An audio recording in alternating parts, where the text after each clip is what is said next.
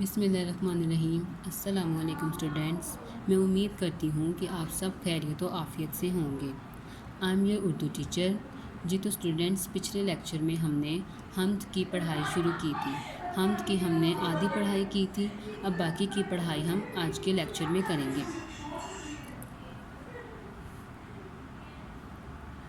سجائے ہیں کس نے فلک پر ستارے۔ سجانا کہتے ہیں خوبصورت بنانا، راستہ کرنا۔ فلک کہتے ہیں آسمان کو۔ لبھاتے ہیں شب میں جو دل کو ہمارے۔ لبھانا یعنی کہ دل کو اچھا لگنا، دل کو خوش کرنا۔ شب کہتے ہیں رات کو۔ ہمارے خدا نے، ہمارے خدا نے۔ اب شاعر اس شعر میں کہتا ہے، ہمیں آسمان پر رات کے وقت بہت سے ستارے نظر آتے ہیں۔ یہ ستارے ہمارے دل کو بہت اچھے لگتے ہیں۔ شاعر پوچھتا ہے کہ یہ ستارے کس نے بنائے ہوں گے؟ پھر وہ خود ہی اپنی باتوں کا جواب دیتے ہوئے کہتا ہے کہ یہ سب ستارے اللہ تعالیٰ نے بنائے ہیں اور وہی ان سب کا خالق اور مالک ہے۔ بنائے ہیں کس نے یہ موسم سہانے۔ سہانے کہتے ہیں خوشگوار۔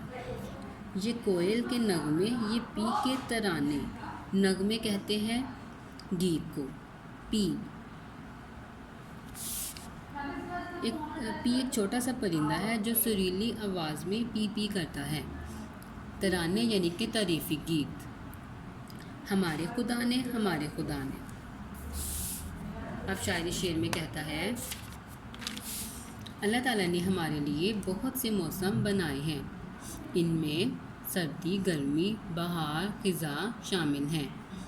موسم کے بدل کر آنے میں انسان یکسانیت کا شکار نہیں ہوتا، یعنی کہ ہمیشہ موسم پھر ایک جیسا نہیں رہتا اور انسان اس سے بہت جلد اکتاتا نہیں ہے۔ موسموں کے علاوہ اللہ تعالیٰ نے بہت سے پرندے بھی پیدا کیے ہیں۔ اللہ تعالیٰ نے کوئل کو بہت اچھی آواز سے نوازا ہے۔ وہ اپنی آواز میں اللہ تعالیٰ کی حمد و ثنا کرتی رہتی ہے۔ ہمیں بھوک کے وقت کس نے کھلایا، ہراس اور خطروں سے کس نے بچایا۔ ہراس کہتے ہیں ڈر کو، خطروں یعنی کہ خوف، ڈر۔ ہمارے خدا نے، ہمارے خدا نے۔ اب شاعری شعر میں پوچھتا ہے کہ وہ ایسی کون سی ہستی ہے جو ہمیں بھوک کے وقت کھانا کھلاتی ہے، ہمارے پیٹ بھرنے کا سامان کرتی ہے، یعنی کہ ہمیں اگر کبھی انسانوں کو جب بھوک لگتی ہے تو اس وقت ان کے پیٹ بھرنے کا سامان کون کرتا ہے؟ ہمیں خوف اور خطرے سے بچاتی ہے۔ وہ ہستی، وہ ذات اللہ تعالیٰ کی ہے۔ اللہ تعالیٰ ہی ہمیں روزی دیتا ہے اور وہی ہمیں مشکل وقت میں سہارا بھی دیتا ہے۔ ہمیں سیدھے راستے پہ کس نے چلایا، سیدھا راستہ یعنی کہ سچائی کا راستہ۔ برائی کے رستوں سے کس نے بچایا، برائی یعنی کہ بری باتوں سے۔ ہمارے خدا نے، ہمارے خدا نے۔ اب شاعری شعر میں کہتا ہے، اللہ تعالیٰ نے انسانوں کو سیدھے راستے پر چلنے کا حکم دیا ہے۔ جو لوگ اللہ تعالیٰ کے اس حکم کو مانتے ہیں، اللہ تعالیٰ انہیں پسند کرتا ہے، اور جو لوگ جان بوجھ کر سیدھے راستے پر نہیں چلتے وہ برا کرتے ہیں۔ اللہ تعالیٰ برائی کے راستے پر چلنے سے منع فرماتا ہے۔ جی تو اسٹوڈنٹس، یہاں تک ہماری پڑھائی تھی یہ مکمل ہوتی ہے۔ اس نظم کا خالق کون ہے؟ حفیظ الرحمن غازی، یعنی کہ یہ نظم حفیظ الرحمن غازی نے لکھی ہے۔ اس نظم کے شاعر کا جو نام ہے یہ آپ نے اچھے سے یاد کرنا ہے۔ میں امید کرتی ہوں اسٹوڈنٹس کہ آج کے لیکچر میں جو پڑھائی ہوئی ہے وہ آپ سب کو سمجھ میں آ گئی ہو۔ اس کی پڑھائی کے ساتھ ساتھ میں نے آپ کو کچھ مشکل الفاظ کے معنی بتائے ہیں، وہ آپ نے تمام کے تمام یاد کرنے ہیں۔